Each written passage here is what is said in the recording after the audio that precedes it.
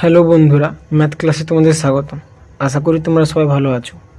আজকে আমরা এবিটিএতে page number 433-এর যে অঙ্কগুলি আছে তা আজকে আমরা সমাধান করব।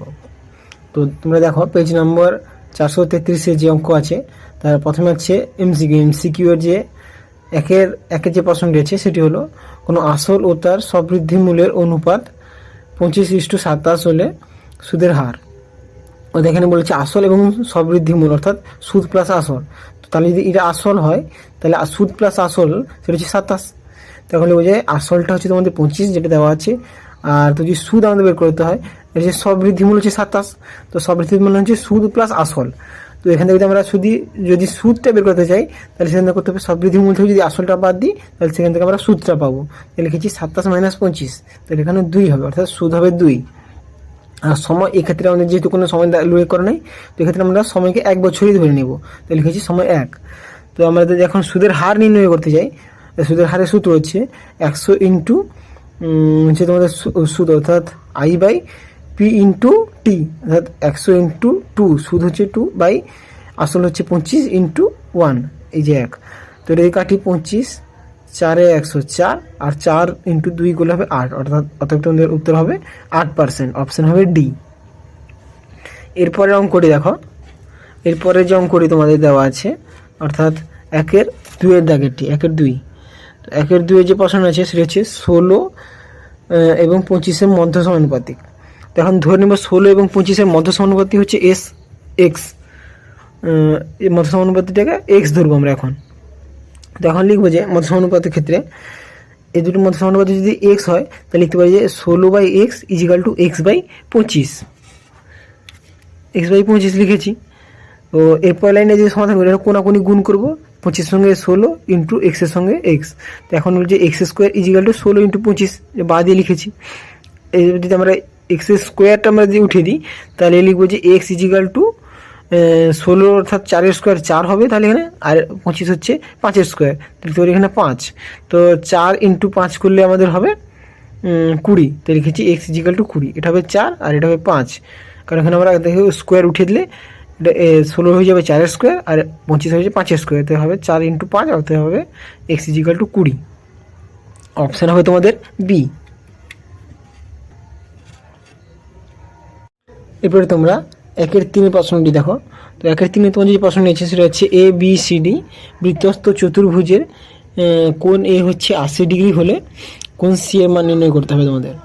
তো এটা বৃত্ত আছে, তার ভিতরে চতুর্ভুজ এখানে হচ্ছে ABCD, যার এ কোণটা আছে তোমাদের 80। এখন তোমাদের এই সি কোণটা নির্ণয় করতে হবে। তো তোমার বৃত্তস্থ চতুর্ভুজের ক্ষেত্রে একটা নিয়ম আছে যে অপোজিট অর্থাৎ বিপরীত কোণগুলি যোগফল সবসময় 180 হয়, অর্থাৎ এ আর সি যদি আমরা যোগ করি তাহলে সেটা হবে 180। তো এখানে যদি আমরা সি কোণটা নির্ণয় করতে যাই তাহলে লিখবো যে 180 মাইনাস কোণ এ, তো লিখবো যে 180 মাইনাস কোণ এর মান হচ্ছে তোমাদের 80, তো লিখবো যে 180 - 80, তাহলে উত্তর হবে তোমাদের 100। কোণ সির মান বেরোবে 100, অপশন হবে তোমাদের সি। এরপরে প্রশ্নটি দেখো 1/4-এরটি। তো 1/4-এর প্রশ্ন আছে তোমাদের sin θ - cos θ = 0 হলে থিটা এর মান নির্ণয় করতে হবে তোমাদের। তো লিখতে পারি যে sin θ = cos θ, কারণ কসটাকে এ পাশে মাইনাসে আছে, এ পাশে সমানের এ পাশে নিয়ে গেলে তোমাদের হবে, অর্থাৎ সমানের ডান পাশে নিয়ে গেলে হয়ে যাবে এখানে কসটা প্লাসে চলে আসবে। তো লিখতে পারি যখন sin θ = cos θ, কসটাকে এ পাশে নিয়েছি, তাই এখন লিখব যে sin θ = এই যে cos θটাকে আমরা এইভাবে পরিবর্তন করে লিখে নিব যে sin 90 - θ, sin 90 - θ হচ্ছে cos θ। তো এই cos θটাকে আমরা পাল্টে নিয়েছি, লিখেছি sin 90 - θ। পরে এনে বাদে লিখবো যে θ = দুপাশে যেহেতু সাইন এসে গেছে তাই এই পাশে লিখতে পারি, এখন লিখতে পারি যে আমরা θ = 90 - θ। তো এখন এই মাইনাস থিটাকে যদি আমরা এই পাশে নিয়ে আসি তো এখন এই পাশে থিটা আছে আর একটা থিটা চলে আসবে, তখন 2θ = 90 ডিগ্রি হয়ে যাবে। এখন θ = আমরা লিখতে পারি 45 ডিগ্রি, 90/2 হচ্ছে 45 ডিগ্রি। এখন থিটার মান হবে তোমাদের 45 ডিগ্রি, অপশন হবে বি। এরপর আমরা 1/5 দাগেটা সমাধান করব। তো 1/5 তোমাদের প্রশ্ন আছে ঘনকের বাহুর দৈর্ঘ্য এ একক হলে ঘনকটির কর্ণের দৈর্ঘ্য। প্রথমে একটা ঘনক এঁকে নিয়েছি, এই ঘনকের বাহুর দৈর্ঘ্য তোমাদের দেওয়া আছে এ, তো ঘনকের কর্ণের দৈর্ঘ্য সূত্র হচ্ছে √3 × বাহু। তো √3 × বাহু হচ্ছে তোমাদের বাহুর দৈর্ঘ্য হচ্ছে এ একক, তো লিখতে পারি √3 × এ একক, অপশন হবে তোমাদের বি। কর্ণের দৈর্ঘ্য হচ্ছে ঘনকের √3 × এ একক। এরপর প্রশ্নটি আছে তোমাদের অর্থাৎ 1/6-টি। 6, 8, 10, 12, 14, 16 রাশিগুলির মধ্যমা অর্থাৎ এই রাশিগুলি যদি আছে 6, 8, 10, 12, 14, 16 রাশিগুলির মধ্যমা নির্ণয় করতে হবে। মধ্যমা যেহেতু তোমাদের 1, 2, 3, 4, 5, 6 অর্থাৎ এখানে জোড় সংখ্যা দেওয়া আছে, ছটা সংখ্যা টোটাল আছে। তো মধ্যমা নির্ণয় হচ্ছে মাঝখানে দুটি সংখ্যার যোগফল বাই তাই 2 দিয়ে ভাগ দিতে হবে। তো 10 + 2 করবো, তাকে 2 দিয়ে যদি ভাগ দিই তাহলে হচ্ছে 10 + 2 করলে 22, 22কে 2 দিয়ে ভাগ দিচ্ছে 11। অপশন হচ্ছে তোমাদের এ, উত্তর হবে 11, অপশন হচ্ছে এ। এবারে তোমাদের এটা 6 একের দাগে শেষ, এখন আমরা 2 এর দাগে করবো। 2 এর দাগে হচ্ছে শূন্যস্থান পূর্ণাঙ্ক।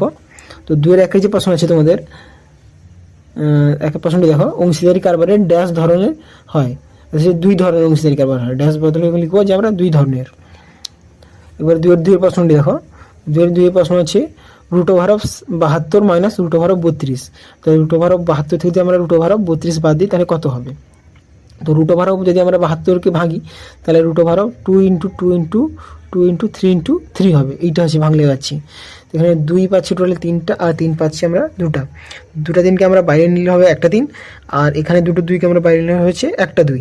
তো এখানে একটা 3, এখানে একটা 2, গুণ করলে হবে 6। 6, আর এখানে একটা 2 বাকি থেকে আছে, যখন লিখতে পারি যে আমরা 6√2। আর ঠিক এটাকে একরকমভাবে ভাঙবো আমরা 32টাকে।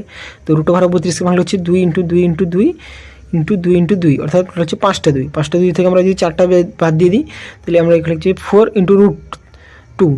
তাই হচ্ছে 4টাকে আমরা নিয়ে নেবো, এখানে 2টাকে মিলে একটা 2, আর এখানে 2টাকে মিলে একটা 2। তো 2 × 2 করলে হবে 4, এখানে লিখেছি 4, আর এটাকে লিখেছি √2। তো এখন লিখবো যে 72 থেকে √72 থেকে √32 বাদ দিই তাহলে হচ্ছে এটা হচ্ছে 6√2, আর এটা লিখবো যে 4√2। তো 6√2 থেকে যদি 4√2 বাদ যায় তাহলে এখন বাকি থাকছে 2√2। তো আমরা 2√2কে এভাবেও লিখতে পারি যে √8। এই দুটো একই মানে।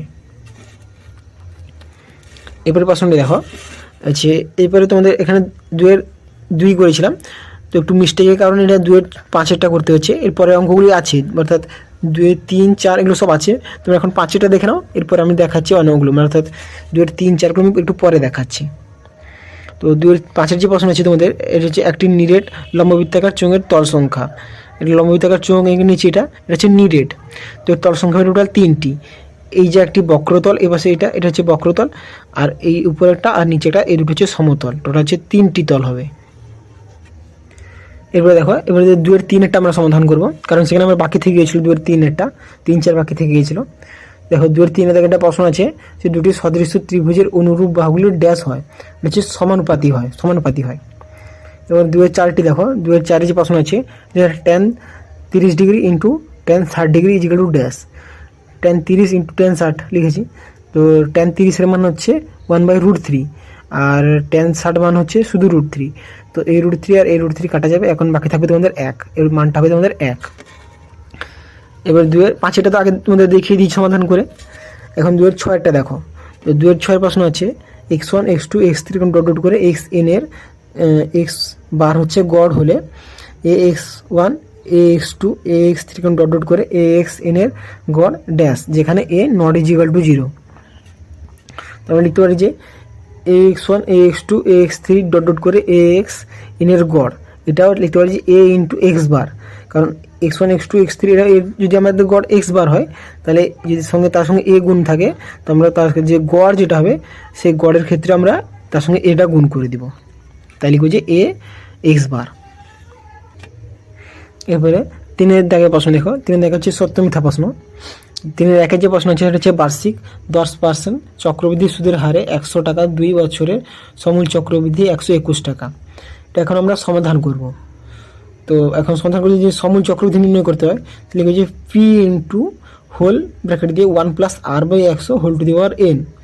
তো এখন p হচ্ছে আসলটা হচ্ছে আমাদের 100 টাকা, তো লিখব p এর বদলে 100 লিখব, ব্র্যাকেট দিয়ে লিখব যে 1 + r, আর হচ্ছে পার্সেন্টেজ, যেটা তোমাদের বার্ষিক সুদের হার যে 10%, তো আর জায়গায় হলো 10/100 whole to the power n। n হচ্ছে সময়, যেটা t দিয়ে প্রকাশ করব, আর হচ্ছে n হচ্ছে তোমাদের 2 বছর দেওয়া আছে, তো লিখেছি n এর বদলে 2।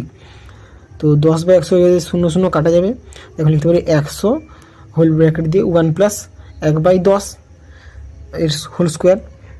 পরের এনে সমান দিয়ে আমরা লিখব যে 100 হোল ব্র্যাকেট দিয়ে এটা যদি ভগ্নাংশে যোগ করে দিই তাহলে আমরা এখন পাচ্ছি যে 11/10 এর হোল স্কোয়ার। তো তো তারপরে লাইন লিখবো যে 100 ইন্টু 121, কারণ 11 স্কোয়ার করলে হবে 121 আর 10 স্কোয়ার করলে হবে 100, তাই লিখেছি 121/100। এই 100 আর এই 100 কাটা যাবে, এখন বাকি থাকবে শুধু 121।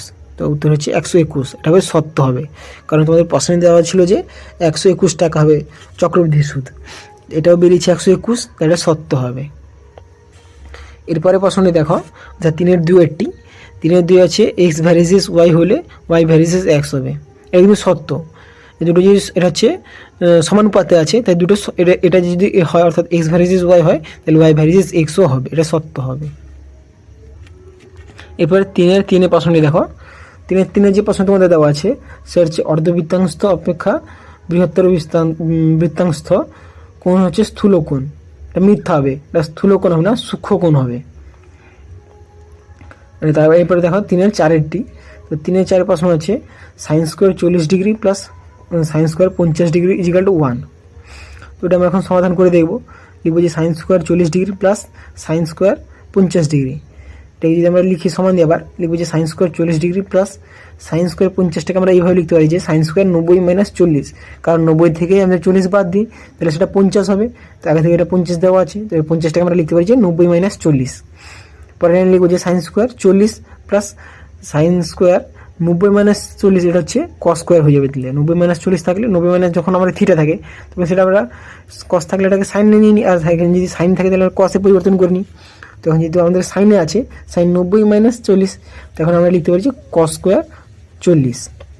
তো এখন দেখো sine square 40 plus cos square 40, যখন আমরা একটা সূত্র লিখেছি যে sine square theta plus cos square theta equal to 1, তো এটাও ঠিক একই সূত্র হবে যে sine square 40 plus cos square 40 এটা 1ই হবে, তো এটা সত্য হবে।